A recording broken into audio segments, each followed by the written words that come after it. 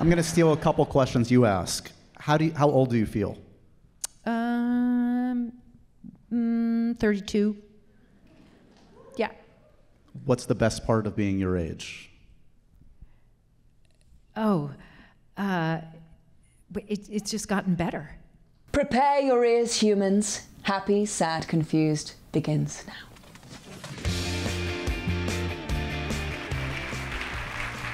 Hi guys, I'm Josh Horowitz, and today on Happy, Sad, Confused, we're at Symphony Space with Julia Louis-Dreyfus, everybody. How you doing? Thank you all so much for being here. Thank you all. Give yourselves a pat on the back, by the way, for selling out Symphony Space, this gorgeous theater. I love doing events here at Symphony Space. This theater is gorgeous. It is a part in my DNA. I'm an Upper West Sider at heart. It's where I grew up, so I'm thrilled to be here. And I'm thrilled to have on the podcast for the very first time the legend that is Ms. Julia Louis-Dreyfus. I don't need to list her accomplishments, but let's do it. We're here. 11-time Emmy winner? Who wins 11 Emmys? Insane. Seinfeld, VEEP, her work with Nicole Holofcener. This latest film that we're going to talk about tonight, Tuesday, is going to break your heart in all the best possible ways. This is a remarkable, dramatic turn for Julia. And also, I'm a little annoyed. She's an amazing podcaster now, too. Anybody listen to Wiser Than Me? Amazing. Please give a warm New York City welcome to the one and only Julia Louis-Dreyfus, everybody. Here she is.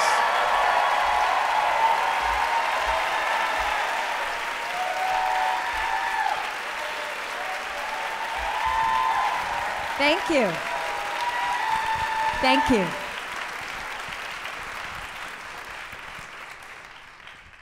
Hi, Julia. Welcome. Hi, Josh. Welcome to you. It only took a deathbird, a talking deathbird, to bring you on the podcast at last. I'm very grateful for this movie. Congratulations on the film. Thank you. So, first of all, I do like to start my conversations with just anger and jealousy and envy. Why? Look, you're infringing on my space. You're such a good podcaster. You're such a good interviewer. What have you learned being on the other side of things, interviewing folks the last couple of years on Wiser Than Me? For real? Yeah, for real. It is so fucking hard to do what you do. That's what I've learned. No, it's not. It's quite the undertaking. It's much more work than I had thought it might be, actually. But it's also very satisfying. Did anybody ever media train you way back in the day when you started to be do the interview stuff like you're doing tonight? Did anybody tell you like how to conduct yourself, and did that take? No one did. That's why you're such a good subject. Did anyone ever train you? No, clearly. If you've listened to my work, no training whatsoever. So we're in New York, of course. Yes. You're recognized everywhere. Thank you for validating that. You're recognized everywhere, but I would imagine when you're on a New York City street, there's a different point of identification given this show called Seinfeld. Is that fair to say? Do you have a little bit of a different interaction with folks after all these years in New York versus LA or anywhere else in the world? You know, it's interesting. I don't. I was born in New York, and I'm very comfortable in this city because it feels like, you know, where I began, because it is where I began. But and I'm very short, and really, and without my hair and makeup and fancy clothes, I just look like a regular old New Yorker walking the streets. I don't think people notice me. Really? I swear to you. But I would imagine anonymity did leave you a little bit in the 90s when Yes, Seinfeld. I mean, of course, yes, absolutely, it does happen, but it's not like I don't know. You're not mobbed. I'm not mobbed most of the time. Okay. Correct. Do you remember back in the day like a shift, because you know you'd been acting for a minute before Seinfeld happened? Yeah. I would imagine by that point maybe you didn't imagine that kind of shift in fame may ever happen. Well, actually, I have to tell you a funny story. Years and years ago, when we were making Seinfeld and we were in the city, and actually we were shooting that Rolling Stone cover where Jerry and Jason and Michael and I are dressed like, you know, rock and rollers. Right. And Mark Seliger shot that. And we were all together in the city. We shot the show in Los Angeles, point of fact. But anyway, we were here. And after the shoot, we said, you know what we should do? let's all go out to dinner and we'll sit outside in one of those places that has outdoor seating, and we are gonna blow people's minds. And I am here to tell you that not a single person stopped. That's a true story, yeah. It's probably good for the ego in a way. Just Absolutely, to, like, very check important, yeah, very important. There was a little arrogance going into that dinner for sure. Okay, let's start out the conversation tonight by talking about Tuesday. This crowd here just saw the trailer. I've seen this movie a couple times. It's a gorgeous piece of work, a very special piece of work. Thank you, Josh, thank you. On paper, this must sound insane, though. Like, when this is presented to you, like, the elevator pitch on this is weird. The elevator pitch is hard to digest. Right? But it wasn't pitched to me in an elevator. It was given to me as a script, and I knew nothing before reading the script. And so I read the script, and the script is cuckoo bananas for sure. But there is something within the script that gripped me. And the themes of the film and the exploration or the peeling back the layers on the bond between parent and child really got me where I lived. And so I met Dina Opusic, who's the writer-director. This is her first feature film, if you can imagine. Yeah.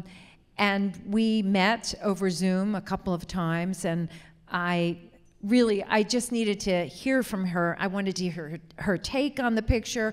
The picture has a lot of animation in it. I wanted to understand what her approach was with that, because frankly, if the animation doesn't work, we are screwed on this movie. And but anyway, I was reassured in getting to know her that she's an emotionally intelligent person. She is a true artist in the truest sense of the word. And she had a proper vision for this. So I took the leap of faith, and I'm very happy I did, yeah. So the elevator pitch, though there wasn't one, essentially is you play a mom whose daughter is terminally ill. She is in the last stages of this horrible illness, and as I kind of joked, but it's true, there is a bird, a animated creature that kind of comes, that is, I need the help here. What is? Yes, I'm going to help you. Yeah. Her daughter's terminally ill. Her mother, I'm the mother, it's in complete and utter denial about her daughter's illness, and death comes to their house in the form of a macaw. And thus the journey adventure begins. And there are many stages to this journey with death, not the least of which is my character tries to kill death, as one would, and particularly as a parent. So, and we go on from there. So it's a pretty, it is otherworldly, it's magical realism, it's a fairy tale. It feels, actually, in fact, Dina is Croatian, and so it has a sort of an Eastern European vibe to it. Yeah, and it's unlike anything I've ever done, for sure. You are a devoted mom in the film, you're a devoted mom in real life. I want to test the bonds of motherhood with your children. Would it upset you to know that your son Henry sent me a video to play for you right now? Will you forgive him for this? Are you serious? Yeah. Am I being punked on this fucking thing? Are you serious? He did? We're going to take a look at Henry Hall's message to you, Julia. Okay. Here we go. Take a look. Hello, everybody. Hello, Julia, or as I know you, Mom. I'm really excited for you guys to see this film. I think it's a great showcase of my mom's very distinct voice that I've always loved and had an ear for. Like, I remember when I was a little kid, she was searching around for her keys in her purse, so like, where are my keys, getting all frustrated and flustered. And I was about 3 years old, and I turned to her and I said, "Say shit, Mommy." So I've always been a good sounding board for that, I think. And this film is definitely shows my mom's voice in a good way. So hope you enjoy, and love you, Mom. Bye. Wow, that's something else. But that is slightly factually incorrect. Okay. Because he was about 18 months old when he said that. Really. Did that affect, are you a cursing household? Did you curse a lot around the kids? No, I didn't. I was certain I wasn't. So it was a surprise to me. Right. Yeah. That's adorable. I had no idea. I've got 6 more videos from family members. Oh, Here we go. Come on. No. Speaking of profanity, yeah. What's your favorite? I was looking online at Veep. There's some great compilation videos of insults and profanities in Veep. Do you have a favorite insult or profane? Oh, what do you got? I mean, so many. A few come to mind. Jolly Green Jizz Face is a poem. Yes, we all agree on that. One of my there's so many, you guys, but one of my true favorites, it's rather lengthy, but we have a little time, don't we? Yeah. When I was yelling at one of the bozos that worked for me who had screwed up, and I said, that's like using a croissant as a dildo. Let me be more clear, it doesn't do the job and it makes a fucking mess. Just to name a few, just off the top of my head. Questioning my choice to bring my mom and young nephews tonight, right now. How old are they? Too young. They need to leave right now. We'll get back to that fun stuff. More on Tuesday. Okay. So you knew this is obviously going to be an emotionally taxing part. I did. But it's one thing to read it on paper and to know you're going on this journey. I mean, did it surprise you? Did anything about the experience surprise you in terms of how much it kind of got into your core being and how it did affect you? Yes. It surprised me how rattled I was by it. That surprised me. I got through it, but particular scenes in the movie are rough to watch. They were rough to do, and I had it was a challenge to recuperate from those moments. Also, I was away from home, and this is a movie that you'd like to be near people you love when you're making this movie, and I certainly was not. So that sort of exacerbated the feeling of isolation, I guess. Is there a different sense of satisfaction after a day on a film like this versus Veep or the work with Nicole, where you're emotionally wrung out, I would imagine, after a day, and you must feel like you've, I don't know, left it all on the table in a way? Or? It's kind of similar. I mean,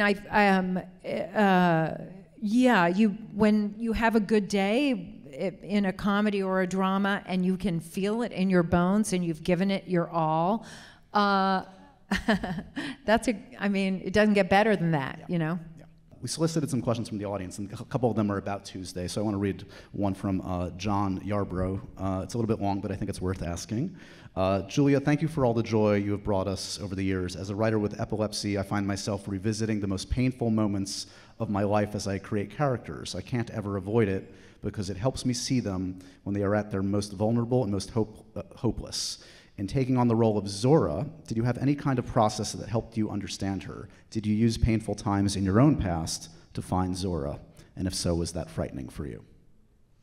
And if so, is what? What was that frightening for you to go there, to use the painful times in your own past? Yes, I did. This is one of the, beyond the parent-child bond that I was so drawn to in the film, I have had loss in my own life of people who are very close to me. So I understand grief. I've lived through it. I have lived and I live with loss. Death and dying is something close. And so the answer is I did tap into that.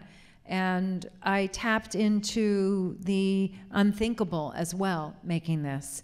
The reason for it is because I had to find a way into this character. So I had to find authenticity and make it my own. And I appreciate what he says about his own experience and bringing it to his work.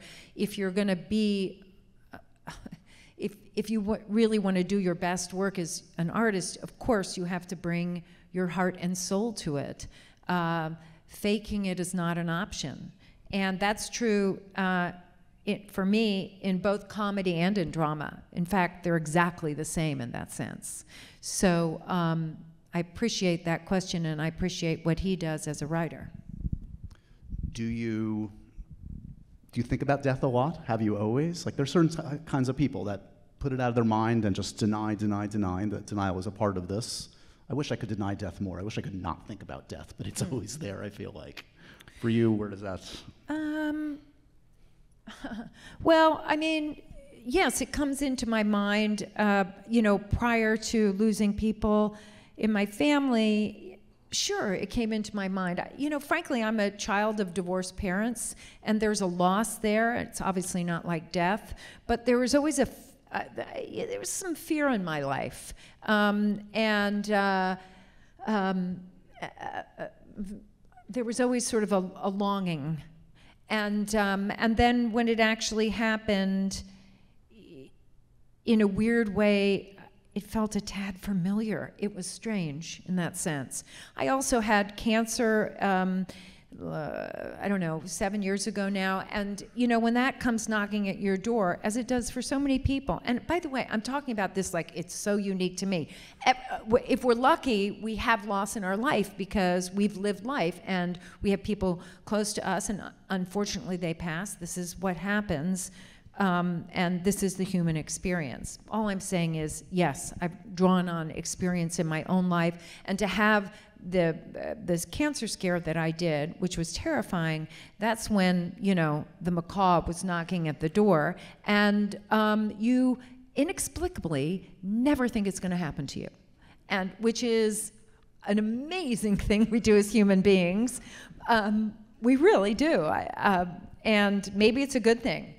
But also maybe it's not such a good thing, because I think as I've gotten older, I'm keenly aware now of that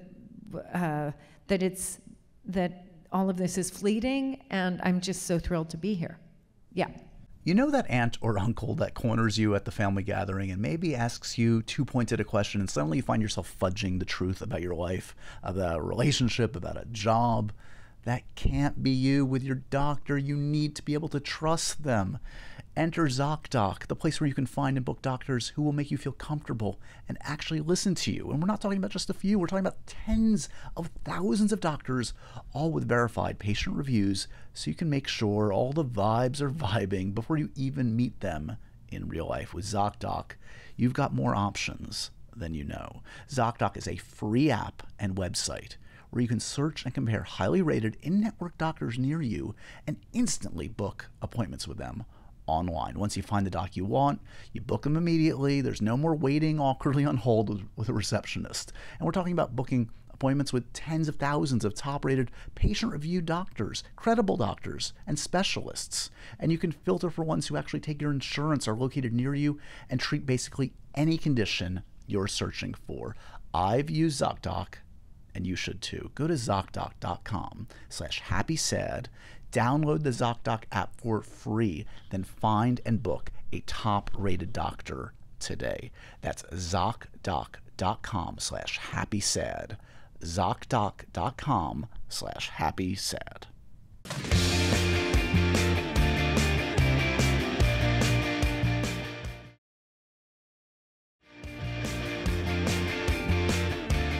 This role, as we've alluded to, it probably scared you a bit. Yes. I'm gonna, on a more trivial note, ask you if these things would scare you as a performer, as a human being. Oh. Hosting the Academy Awards.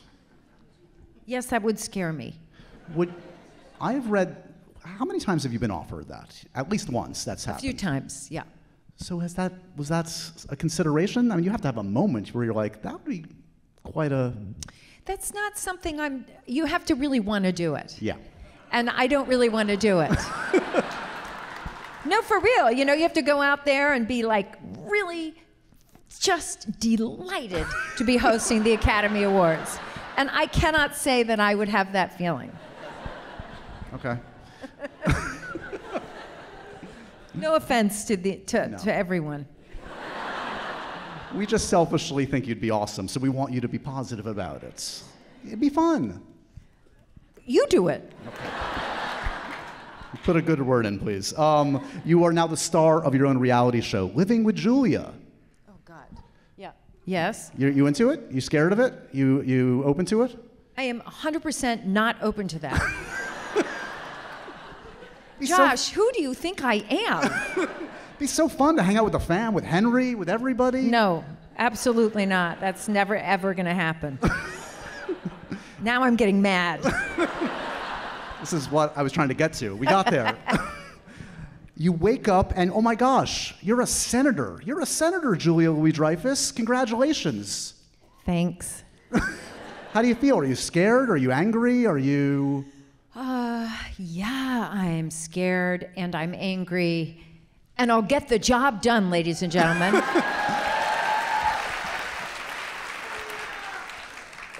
There's the official announcement. She's running, Yeah, folks. I'm running.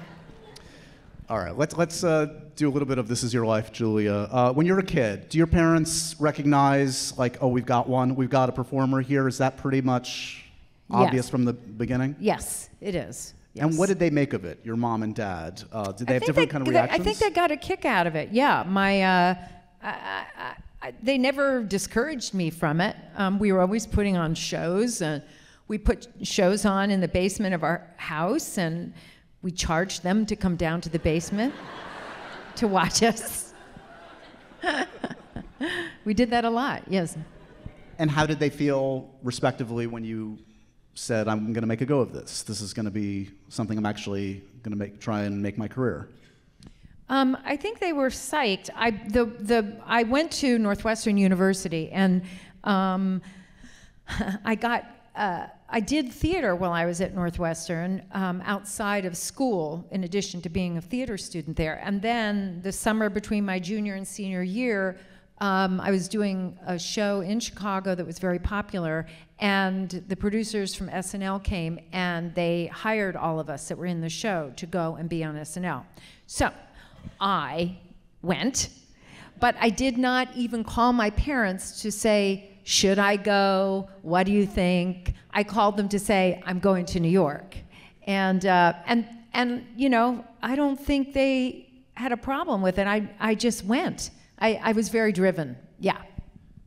Were you, like, by that point, you knew you obviously had an aptitude to act, and not only act, but also had a real sweet spot in comedic acting, I would imagine. But, like, that wasn't the plan, correct? That was not what you were driving towards. Did it surprise you that, like, you found this lane early on as a comedic actor?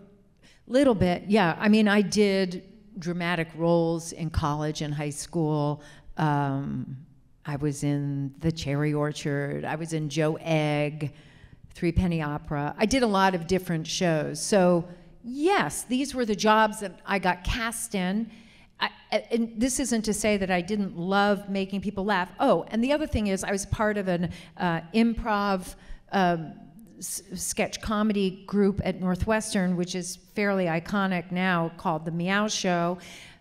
They just celebrated their 50th anniversary, which I unfortunately couldn't go to. However, it changed my life doing that. So I would say that having skills as an improviser really helped my work as an actor, you know?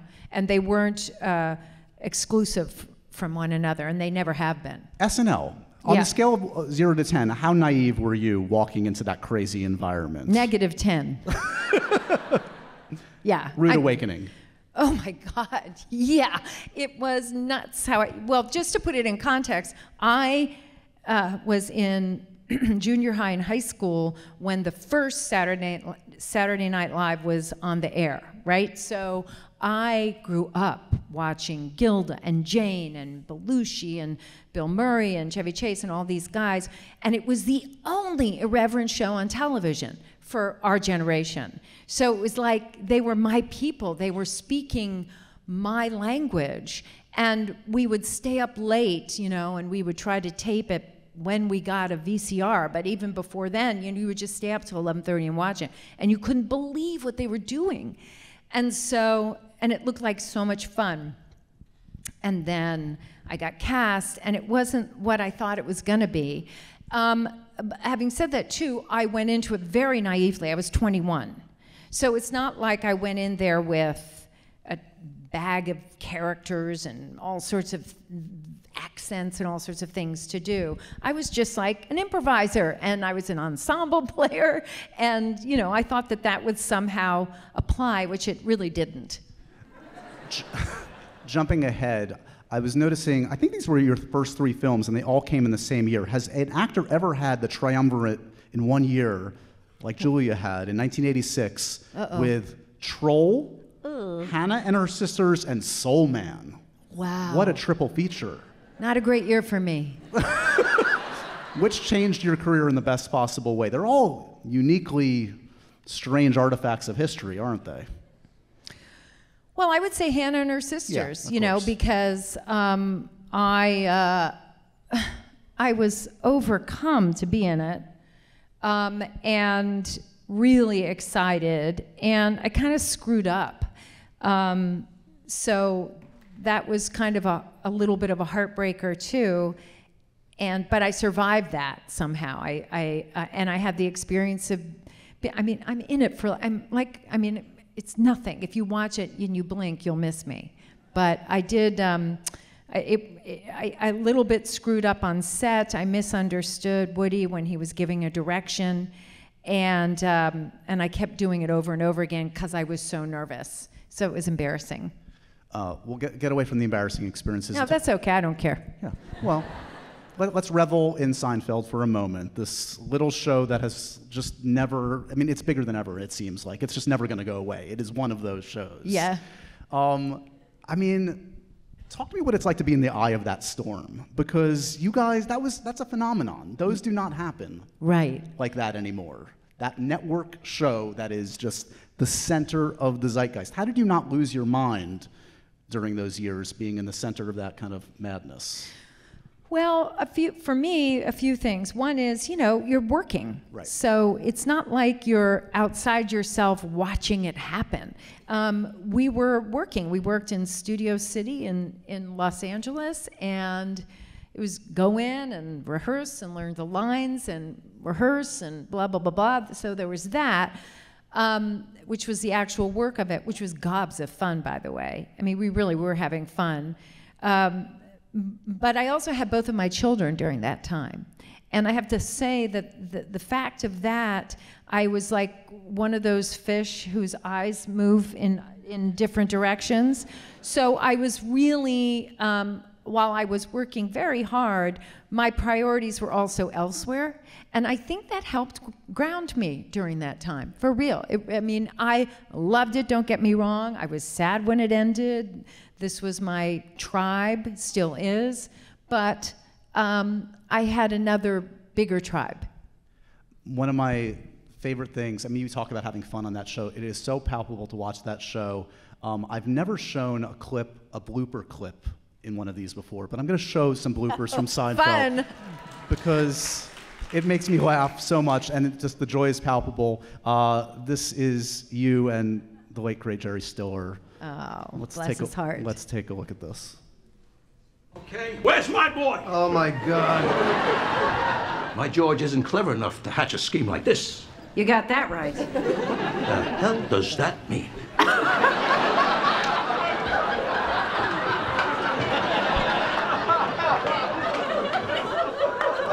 What the hell does that... Come on, okay, let's go. That means whatever the hell you want it to mean. You're saying you want a piece of me?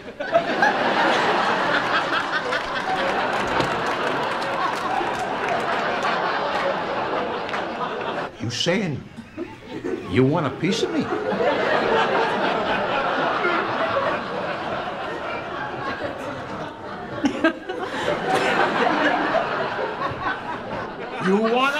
me?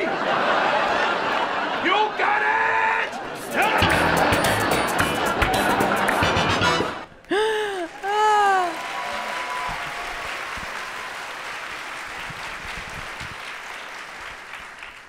You were paid to have a lot of fun.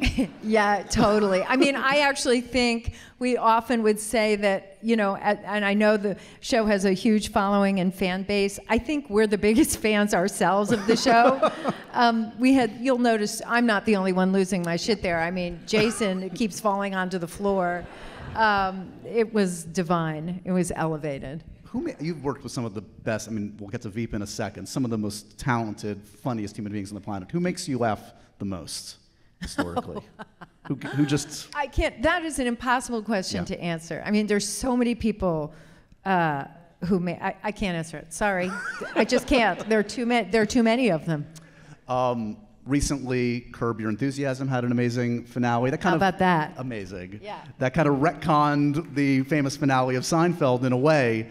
Did Larry give you a heads up that what he was doing? No, I had a sense though. I had a feeling, and it was just a delight to watch. I got such a kick out of it. I really did. Yeah. And because I know that finale, whatever you want to call it, that bugged Larry in a way that only Larry can be bugged, and it was just like perfect. It was the perfect end to that show, no doubt. Did that divisive finale, which is whatever, so silly, but to talk divisive, about. haha, right. Whatever, but yeah.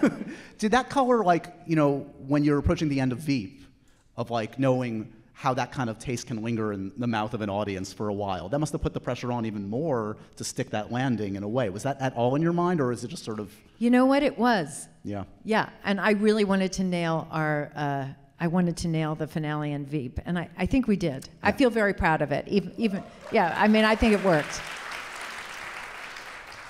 Do you miss playing Selena? Very much. Yeah. What do you miss most about that character? Well, once again, it was a very congenial group of people. Yeah. And we enjoyed being together. And you know, actually, for the first 4 years of making that show, we shot it on location. We were actually in Baltimore, Maryland, and DC area. And so we were all away from home. And so, and also this particular group of actors and writers, but I'm thinking really of the actors in this moment, it's a really good group of people, a very nice group of people that you'd want to hang out with. And so we did. We'd get together, we'd play cards, we'd go to baseball games. We became a little bit of a family away from home. So that, I think, really helped cement some of the chemistry that we had on the show. It was a very strong group of improvisers, and the show did require that. It was written, but it did require a lot of improvisation additionally. So, which is my favorite way of operating. And I loved the role, and I mean, it was a very glorious experience. Was there like a way to key into Selena for you? Like, I mean, she's obviously an insane narcissist, like just off the charts. Right. We've all experienced those kinds of people in our lives. Sure. I know you didn't necessarily base her on any one particular person, but no. What was the mantra? What was the key to kind of like, what kept you steady? What was your North Star for Selena? Well, I would say two things about that. First of all, there's a lot of parallels in political life to show business. You're selling your brand. You're selling yourself. You're getting out there. You're trying to get roles. You're trying to get reelected as yourself. You know, yourself, and you're trying to stay relevant. And women don't always, you know, have the power, and that's the case in Hollywood, and it's certainly the case in politics. And so there was a lot to tap into there from my own experience just working as an actor who's ambitious. And so there's that. And then the other thing is, I really likened Selena to a 2-year-old. A 2-year-old is appropriately thinks and behaves as if the world revolves around them. And you know, the task of growing up is realizing that It doesn't, and that you're part of a community and you have responsibility towards others, et cetera, et cetera. But that's a mature way of thinking. And I would posit that someone who doesn't get out of that frame of mind is someone who hasn't been nurtured. And I would say that would be Selena Meyer, who is a 2-year-old at heart. It's also like playing that character, doing that show in such an interesting, odd time period. It's one thing to play a malignant narcissist in 2012, given the political landscape. It's another to play that in 2017 when certain politicians are in office and beyond self-parody. Right, exactly. Was that, I mean, that must have been a constant conversation. Like, how do we stay funny when this is going on out there and this is beyond the pale? Right. Well, it felt at a certain point, and I made the joke at one point, it felt as if we were actually making a documentary. And then, frankly, they were doing a better job of our show than we were doing. And that was really one of the main reasons we ended it, because we couldn't compete with that kind of sort of buffoonery. But it's not funny what they're doing. Yet another thing to blame on Donald Trump is that we got VEEP ended prematurely, basically. That's on him. This show is sponsored by BetterHelp. Look, we all have one thing in common. We all get stressed out. I certainly am no different.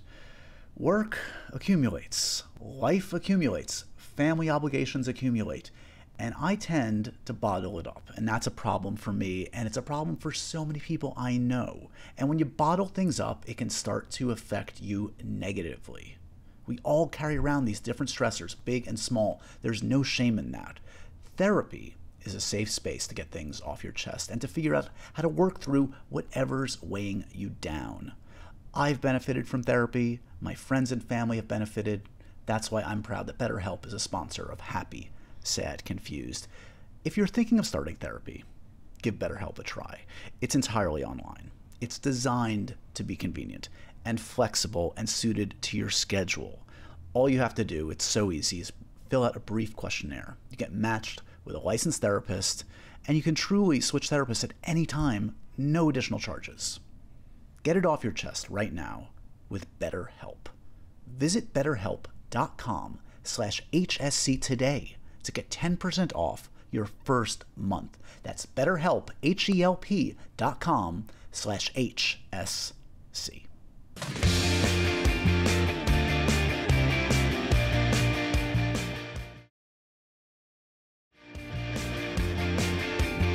You've been very active in the past in elections. Will you be active this year? Do you know, do you feel like you will? Yeah.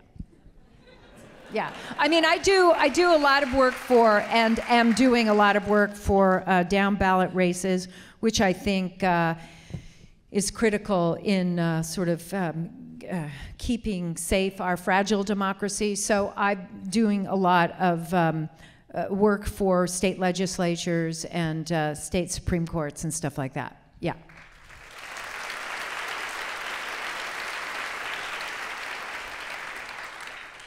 How many times has HBO Max, whatever we call it now, come to you and said, let's give another go to VEEP? I would imagine this age of waiting a year for a reboot, they're anxious for more. Have you had that conversation? No, they haven't come to Really? me. No.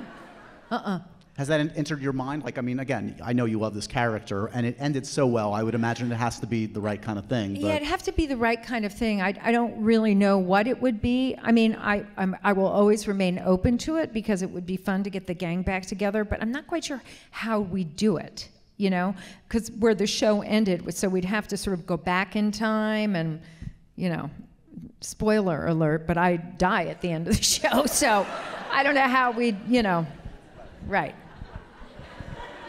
It would be tricky, but maybe we could pull it off. What does one do with 11 Emmys? Where do you put them? 11 Emmys is a lot of Emmys, Julia. It is. They're on a shelf. Yeah, it is. It's very pinchy. I pinch myself about it. Yeah. But a great source of pride. I mean, Oh yeah. insane. Yes. On the film side, we've talked about this before. I mean, it's gratifying. If you guys didn't see You Hurt My Feelings, you should check it out. It was another wonderful collaboration between you and Nicole Holofcener. Thank you. Thanks. She gets you. She gets your voice, safe to say. That's a unique and special relationship, and it was from the start when you collaborated on Enough Said? Yes. She's an extraordinary film director and writer, and I love working with her. And we shot You Hurt My Feelings right here in the city, which was particularly sweet. And I hope and plan to work on something again with her, hopefully very soon. 2 for 2. Yeah, let's make it a trio at least. Yeah, let's make it a trio.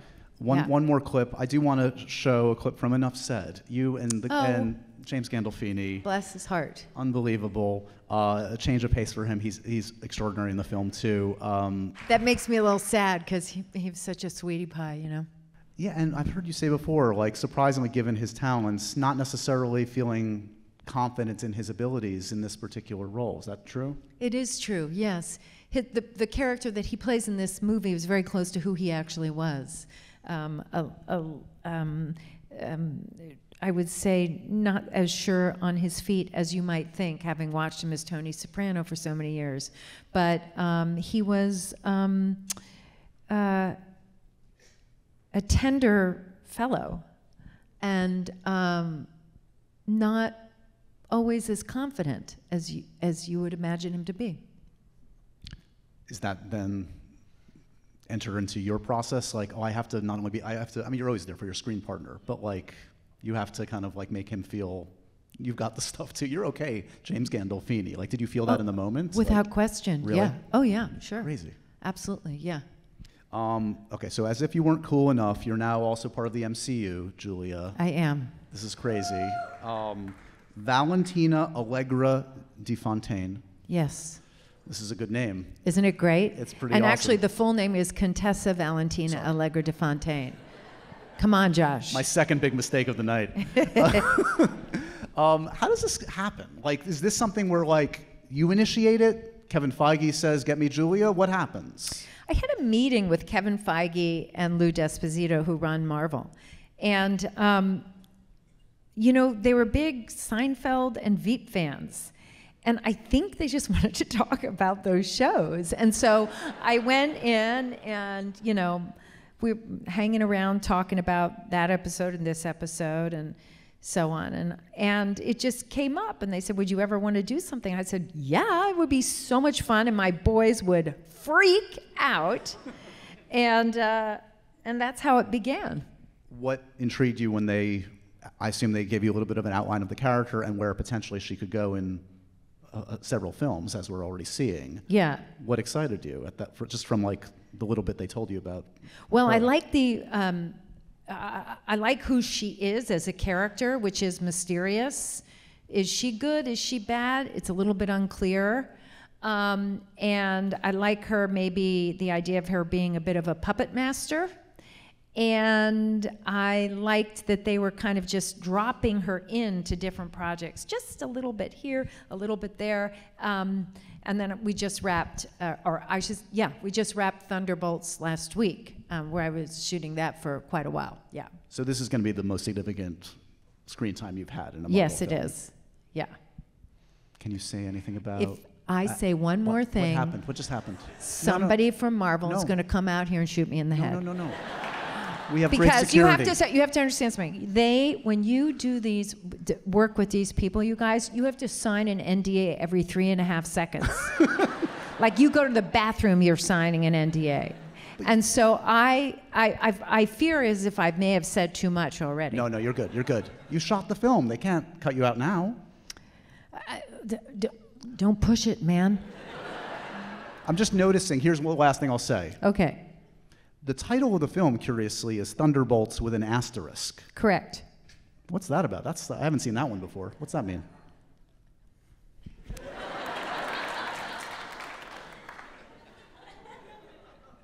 Do you know the answer, or you? I do know the answer. No, I'm not going to do it. Okay. But you're happy. You had a great experience on this one. Loved it. Okay. Absolutely loved it. And I got to work with really cool people who we already know are in the film. Florence Pugh, David Harbour, Louis Pullman, And Wyatt Russell, right? Yeah, it's a great ensemble. Yeah. Great, Sebastian Stan, Wyatt Russell. Yeah, it was pretty dreamy. I feel like you are more in demand than you've ever been in your career. Does it feel like that? Like you have more options in some ways? I do, but it's funny you say that.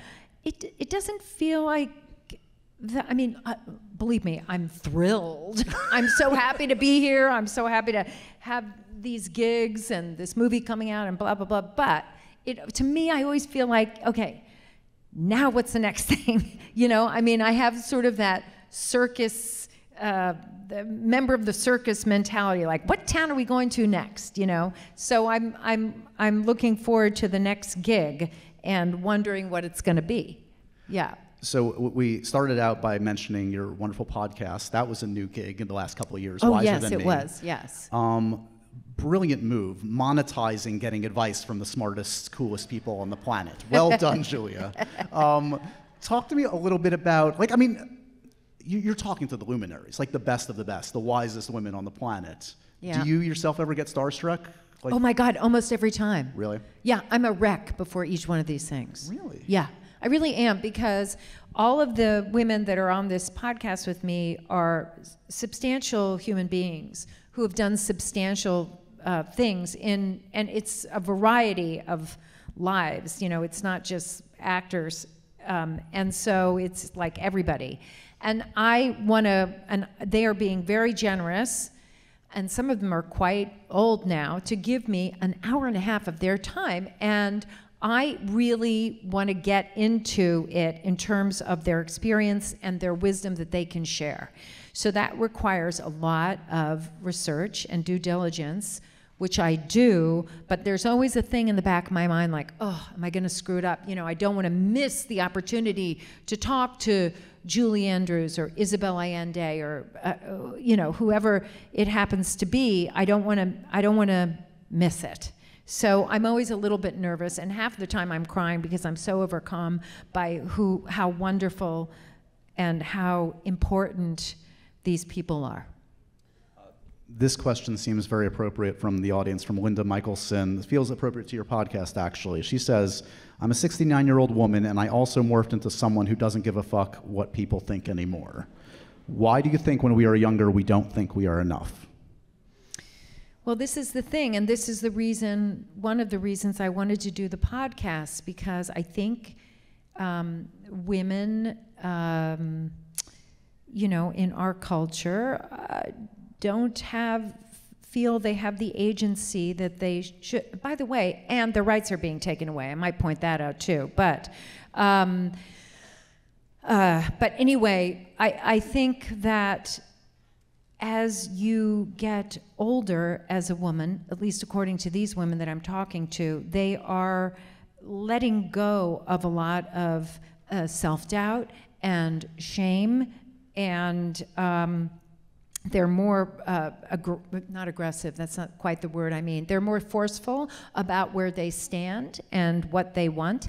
And I think that comes with their experience, but you don't have to wait till you're 60 or 70 to come to that. And I guess that's a big takeaway I'm hoping that people can take away, younger people can take away.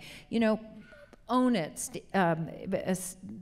Sit up straight and own it and be yourself. And anyway, this is like platitudes. Now it's a self-help show. Sorry, forget it.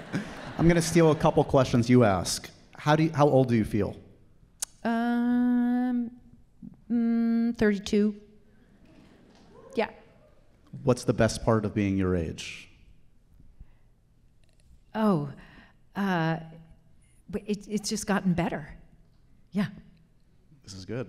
Yeah. All right, we're gonna end with the happy second fuse profoundly random questions. This is the important stuff. Okay. Dogs or cats? Well, I like both, but I lean towards dogs. Okay. Yeah. But I'm not here to rag on cats. You have lost the cat folks out there. I hope not. No. What do you collect? Do you collect anything? Yes, I collect art. I collect marmalade. I make marmalade, and I hoard it like a crazy person. What's your go-to marmalade? What's like this? Orange marmalade, yeah. I learned how to make it, and when my oranges are in season, that's really all I do, and then it sits on a shelf. What's the wallpaper on your phone? My dog, George. George. What kind of dog is George? He's a Labradoodle. Oh. Yeah, he's a good one. One of the good ones? He's one of the good ones. But by the way, he's our second Labradoodle. We got one 20 years ago, God bless her. She's in doggy heaven now, but she's a dream. She was a dream. Buttercup. Last actor you were mistaken for? Does it ever happen? Are you ever mistaken for anybody? Well, people say my name wrong. Yeah. What's the go-to worst pronunciation? Mary Louise Parker. Oh, that's a problem. Those hyphens really screw people up. Hyphens are trouble, yeah. Yeah. Yeah. Mary Elizabeth Mastrantonio, there's that too. No, I don't get that one. Okay. Yeah. What gets under your skin on a set? What just rubs you the wrong way? What's your pet peeve? Well, I don't like bad behavior on a set. I don't like people being rude, actors in particular. It doesn't happen a lot, but when it happens, it's a no-go for me. You know, being rude to crew or disrespectful. Yeah, that really bugs me. What's the worst note a director has ever given you? Don't worry about it. I'll give you the business to figure out. Somebody gave me that once. I was like, yeah. In the spirit of happy, sad, confused, an actor that always makes you happy? Tony Hale. Like, perfect, good human being and brilliant comedic actor. And a dear friend. Yeah, the best. Movie that makes you sad? Oh, God.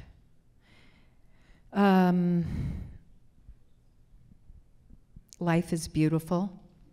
Remember that one? Can you believe how good that movie was? Yeah. And finally, the most important question, a food that makes you confused. Confused? Yeah. You see it on the menu, you're like, what's up with that? I don't get it. I don't get why people like that. Oh. Okra? Yeah. What do you do with it? What's the point? I don't know. It's like slimy. For me, I don't get it. Right. I think that's a good place. What's your food? I have a lot. I'm not a mushroom person. I'm not a beet person. Oh yeah, mushrooms. You're wrong about mushrooms. People tell me that. I know. Yeah. I know. I can do a truffle, like you go highbrow mushroom. Yeah. But it's like I think it's the consistency. You know, it's that kid thing. It's still in me. Okay. I have half an hour material on why I hate mushrooms if you want me to go deep. But we don't have that kind of time. Let's return to the important subject at hand. We're going to remind folks again. This film, as you can tell, it's astounding. Tuesday, you've never seen anything like it. It is in theaters here in New York now. It's going to be in wider very soon. Next week. Spread the good word of this fantastic film, this fantastic performance. Let's give it up for the one and only Julia Louis-Dreyfus. Thank you. We did it. What a nice conversation. Thank you guys so much. What a treat to be here. Thank you. Thank you, Julia. And so ends another edition of Happy, Sad, Confused. Remember to review, rate, and subscribe to this show on iTunes or wherever you get your podcasts. I'm a big podcast person. I'm Daisy Ridley, and I definitely wasn't pressured to do this by Josh.